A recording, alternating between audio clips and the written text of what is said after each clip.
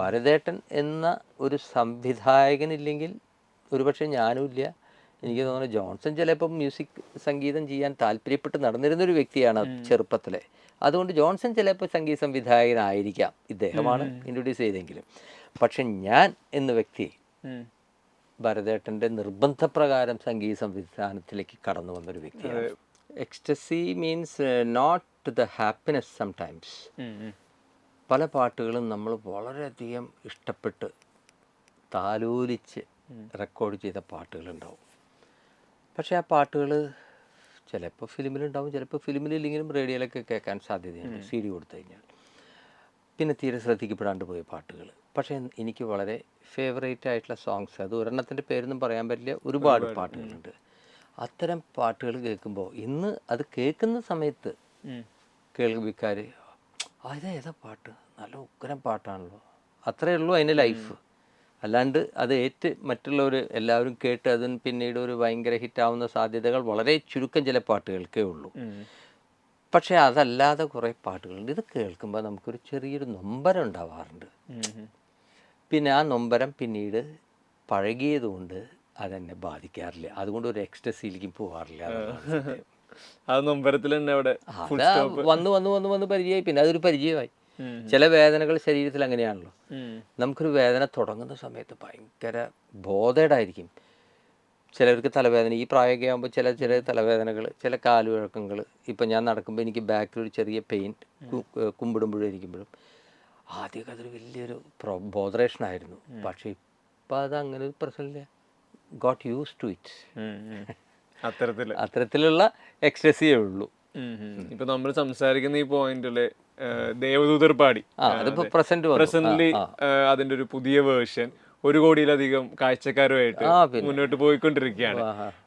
ഇത് കേൾക്കുമ്പോൾ ഒരു സന്തോഷത്തിനപ്പുറം ഇത് കേൾക്കുമ്പോൾ നിർവൃതി, നിർവൃതി. കാരണം നമ്മൾ ഇതേപോലെ ഒരുപാട് അത് റെക്കോർഡ് ചെയ്യുന്ന സമയത്ത് ഒരുപാട് വ്യത്യസ്തമായി ഡിഫറെൻ്റ് ആയിട്ടൊരു ആ റെക്കോർഡിങ് മൊമെൻറ്റിൽ നമുക്കുണ്ടാകുന്ന ഒരു കുഞ്ഞ് ജനിക്കുന്ന സമയത്തുണ്ടാകുന്ന ഒരു ആവേശവും അതിൻ്റെ ഒരു സന്തോഷമൊക്കെ ഉണ്ടല്ലോ, അത് പിന്നെ കുറച്ച് കഴിയുമ്പോൾ അത് മറന്നു പോകും.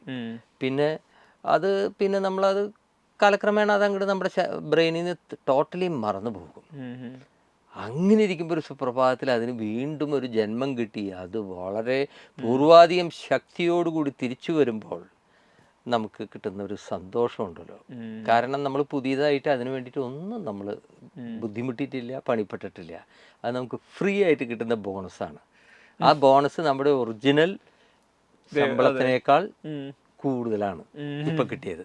അപ്പം അതിൻ്റെ ഒരു സന്തോഷമുണ്ട്. ഈ ദേവദൂർ നോക്കിയാൽ തന്നെ ഒരു പക്ഷേ ഈ പാട്ട് റിലീസായി കഴിഞ്ഞ് ഇപ്പോൾ പല ജനറേഷനും കഴിഞ്ഞ് ഗാനമേളകളില് ഒരു പെരുന്നാളോ പൂരം എന്ന ബാൻഡ് സെറ്റ് നമ്മൾ കേട്ടോണ്ടിരിക്കും. ഒരുപാട് ആ കാലഘട്ടത്തിൽ കേട്ടിട്ടുണ്ട്.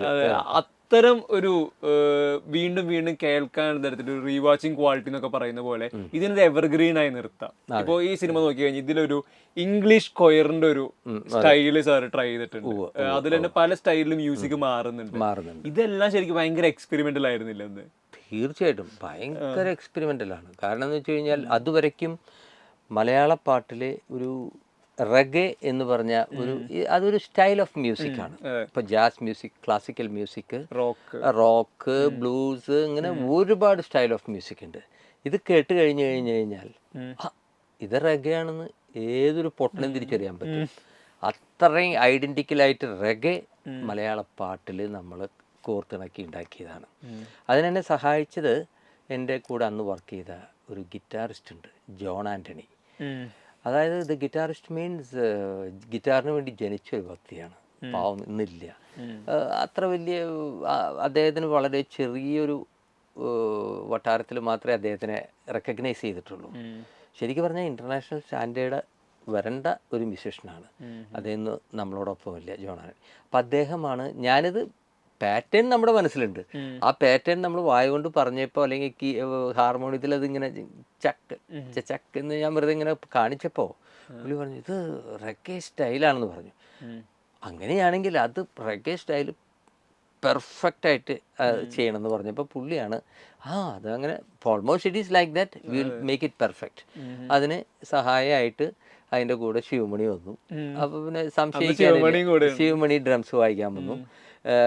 പിന്നെ കീബോർഡ് നമ്മുടെ ഇന്നത്തെ AR റഹ്മാൻ, അന്ന് ദിലീപ്, വളരെ യങ് ചാപ്പ്. പുള്ളി വായിച്ചു തുടങ്ങിയിട്ടുള്ളൂ, പുള്ളിക്ക് അത്ര വലിയ ഇതില്ല, പക്ഷെ ഭയങ്കര സ്പിരിറ്റാണ്, പാഷനാണ് മ്യൂസിക്കിനോട്. ആ ഒരു ത്രില്ലടിച്ചിട്ട് ഞങ്ങളെല്ലാവരും കൂടിയിട്ട് അന്ന് പിന്നെ ഞാൻ തന്നെയാണ് പറഞ്ഞിട്ടുള്ള കാര്യമാണ്, ഞാൻ തന്നെയാണ് വയലിൻ വായിച്ച് കണ്ടക്ട് ചെയ്തത്. അന്നത്തെ ഒരു സാഹചര്യത്തിന് അങ്ങനെ വന്നു. അപ്പോൾ ആ ഒരു ടീം സ്പിരിറ്റിൽ റെക്കോർഡ് ചെയ്യപ്പെട്ടു. ഓഫ് കോഴ്സ് ഭരതേട്ടൻ എന്ന ഒരു സംവിധായകനില്ലെങ്കിൽ ഒരുപക്ഷെ ഞാനും ഇല്ല. എനിക്ക് തോന്നുന്നു ജോൺസൺ ചിലപ്പോൾ മ്യൂസിക് സംഗീതം ചെയ്യാൻ താല്പര്യപ്പെട്ട് നടന്നിരുന്നൊരു വ്യക്തിയാണ് ചെറുപ്പത്തിലെ. അതുകൊണ്ട് ജോൺസൺ ചിലപ്പോൾ സംഗീത സംവിധായകനായിരിക്കാം, ഇദ്ദേഹമാണ് ഇൻട്രൊഡ്യൂസ് ചെയ്തെങ്കിലും. പക്ഷെ ഞാൻ എന്ന വ്യക്തി ഭരതേട്ടൻ്റെ നിർബന്ധപ്രകാരം സംഗീത സംവിധാനത്തിലേക്ക് കടന്നു വന്നൊരു വ്യക്തിയാണ്. മൂന്നാമത്തെ സിനിമയിൽ തന്നെ സംഗീത സംവിധാനം തുടങ്ങുന്നത് ഫസ്റ്റ് ആരവത്തിൽ എന്നെ കൊണ്ട് നിർബന്ധിച്ച് ബാക്ക്ഗ്രൗണ്ട് സ്കോർ എന്നോട് തന്നെ ചെയ്യാനാ പറഞ്ഞത്. വേറൊരു തോട്ടും ഇല്ല ഭരതേട്ടന്. ഞാൻ അതിൽ ആ ബാക്ക്ഗ്രൗണ്ട് സ്കോറായിട്ട് ഞാൻ ഷൂട്ടിംഗ് സമയത്ത് വായിച്ച ബിറ്റുകളൊക്കെ ഭരതേട്ടന് ഭയങ്കര ഇഷ്ടമായി. ഇറ്റ് വാസ് ഡിഫറെൻറ്റ്, അന്നേ ഡിഫറെൻ്റ് ആണ്. അപ്പോൾ ആ different type of application of music അദ്ദേഹത്തിന് ഇഷ്ടപ്പെട്ടു. അദ്ദേഹത്തിൻ്റെ ജോണറിലുള്ളതാണ്. അദ്ദേഹം അത് അക്സെപ്റ്റ് ചെയ്തു. എന്നോടത് പ്രൊഫഷണലി ഒരു ബാക്ക്ഗ്രൗണ്ട് സ്കോറായിട്ട് ചെയ്യാൻ പറഞ്ഞു. എനിക്കന്ന് അതിനോട് പ്രത്യേകിച്ച് പ്രതിപത്തി ഉണ്ടായിരുന്നില്ല, എനിക്കത് അറിയില്ലായിരുന്നു. ബാക്ക്ഗ്രൗണ്ട് സ്കോർ ചെയ്യാൻ അതിനൊരു എക്സ്പീരിയൻസ് വേണ്ടേ. അപ്പോഴാണ് ഞാൻ ജോൺസനെ വിളിക്കുന്നത്. ജോൺസൺ എൻ്റെ ഏറ്റവും അടുത്ത സുഹൃത്തായിരുന്നു. വളരെ ചെറുപ്പം ടീനേജ് തൊട്ട് ഞങ്ങൾ ഒരുമിച്ച് വളർന്നതാണ്. അപ്പോൾ ജോൺസണോട് പറയുന്നു. അപ്പോൾ ജോൺസൺ അതൊരു ഫസ്റ്റ് ഓപ്ഷനാണ് to get his name scripted in the title. അപ്പോൾ അങ്ങനെയാണ് പുതിയ പ്രതിഭകൾ എന്ന് പറഞ്ഞിട്ട് ജോൺസൺ ആൻഡ് ഔസേപ്പച്ചൻ പശ്ചാത്തല സംഗീതം ആരവത്തിൽ വന്നത്. ഇത് 78-ലാണ്. പിന്നെ അത് കഴിഞ്ഞു ഈണം 83-ൽ ഒരു റീ റെക്കോർഡിങ്ങിനായിട്ട് എന്നെ വിളിച്ചു. അങ്ങനെ റീ റെക്കോർഡിങ് ചെയ്തു. പിന്നെ 2 കൊല്ലം കഴിഞ്ഞപ്പോൾ 85-ൽ അദ്ദേഹം എന്നെ വീണ്ടും വിളിച്ചു. അപ്പം എന്നെ ഇങ്ങനെ അദ്ദേഹം തന്നെയാണ്. അപ്പം അദ്ദേഹത്തിനോടുള്ള എൻ്റെ ഒരു കടപ്പാട് ലൈഫിൽ, നമുക്ക് കടപ്പാടെന്ന് പറഞ്ഞു കഴിഞ്ഞാൽ അത് പറഞ്ഞ് അറിയിക്കാൻ പറ്റാത്തൊരു കാര്യമാണ്. ഞാനെന്ന് പറഞ്ഞൊരു സംഗീത സംവിധായകനില്ല. I will never go for that. ഞാൻ ഉണ്ടായിട്ടുണ്ടാവില്ല. അദ്ദേഹമാണ് എന്നിൽ അതിനുള്ളൊരു എന്ത് പൊട്ടൻഷ്യൽ ഉണ്ടെന്ന് കണ്ടുപിടിച്ചത്. അതെങ്ങനെ അദ്ദേഹം കണ്ടുപിടിച്ചു എന്ന് എനിക്കറിയാം. അത് അദ്ദേഹത്തിൻ്റെ ജ്ഞാനമാണ്. അങ്ങനെ അത് ചെയ്തു. പിന്നെ ഇത്തരത്തിലൊരു പാട്ട് ചെയ്യാൻ എന്നെ പ്രേരിപ്പിച്ചതും അദ്ദേഹം തന്നെയാണ്. കാരണം ഞാൻ ഈ മുമ്പ് തൊട്ടേ അത് ശരിക്കും പറഞ്ഞാൽ ഞാൻ 10-17 വയസ്സുള്ളപ്പോൾ ഞാൻ വായിച്ചുകൊണ്ടിരുന്നൊരു ബിറ്റാണിത്. ഈ ദേവത പാടിയുടെ സ്റ്റൈലിൽ ഒരു ബിറ്റ് വായിക്കും. അതിൻ്റെ ഒരു പ്രിമച്വർ ഫോം പറയാം നമുക്ക്. അപ്പോൾ അത് ഞാൻ ഈ റീ റെക്കോർഡിങ്ങിലും ഉപയോഗിച്ചു. അങ്ങനെയാണ് ഭരതേട്ടൻ അത് ഓർത്തിട്ട് അതിൽ നിന്നും ഡിറൈവ് ചെയ്തൊരു ദേവതോട് ഉണ്ടാക്കണം എന്ന് പറഞ്ഞത്. അപ്പോൾ അതൊരു സിമ്പിളായിട്ട് തുടങ്ങിയിട്ട് പിന്നെ അത് കാട് കയറി അതിൽ വെസ്റ്റേൺ വരുന്നു, റോക്ക് വരുന്നു, പിന്നെ ഇന്ത്യൻ ക്ലാസിക്കൽ മ്യൂസിക്, ഒരു കൊയർ ഫീൽ വരുന്നു. ഇതൊക്കെ ഞാൻ ഇങ്ങനെ വ്യത്യസ്തമായിട്ട് ചെയ്യാനായിട്ടുള്ള കാരണം അത് ഭരതേട്ടൻ എന്ന് പറഞ്ഞൊരു സംവിധായകൻ അത് മനസ്സിലായതുകൊണ്ടും അത് തൻ്റെ പടത്തിൽ ഭംഗിയായിട്ട് അവതരിപ്പിക്കാനുള്ള കാഴ്ചപ്പാട് അന്നുണ്ടായതുകൊണ്ടും കൂടിയാണ്.